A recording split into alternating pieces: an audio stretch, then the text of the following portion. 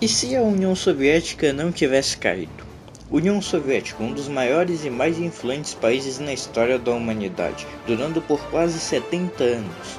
Muito é debatido hoje sobre a queda da União Soviética, mas, no geral, o regime soviético já naquela época era extremamente decadente e precisava de reformas.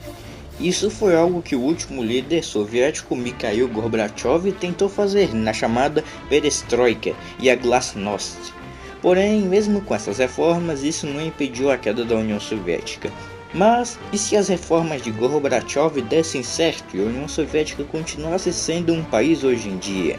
Como seria? Como seria a sua economia e sua relação com os outros países? E é isso que iremos ver nesse vídeo de hoje. Para a gente entender e tentar teorizar como os soviéticos não cairiam, a gente precisa entender o final do governo Gorbachev. Então, o governo soviético naquela época estava em crise, afinal, deixar um governo comunista para um governo liberal de comércio do dia para a noite não é algo tão fácil assim. Então, o Gorbachev foi no G7 pedir um crédito de 20 bilhões para que as reformas continuassem sem muitas crises. Ele não conseguiu e voltou para a Rússia de mãos vazias.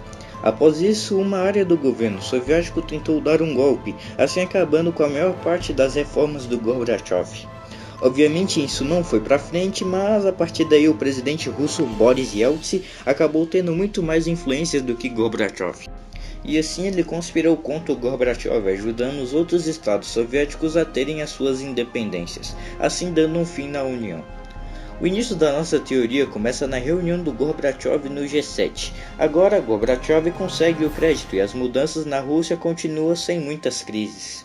A popularidade do Gorbachev cresce e a União vira uma federação. E em agosto de 1991 o país deixa de ser chamado de União das Repúblicas Socialistas Soviéticas para se tornar União dos Estados Soberanos. Mas eu vou continuar chamando de União Soviética mesmo porque sim. Algumas regiões eventualmente acabariam declarando suas independências e seria melhor para os soviéticos não tentar parar esse processo. Na atualidade, os soviéticos estariam em uma situação bem melhor, já que eles continuariam com regiões como a Ucrânia, a CEI e a Bielorrússia. Por mais que a União continuasse unida, a Guerra Fria já havia terminado. O Putin ainda seria um presidente ou alguma espécie de político nessa realidade? Talvez.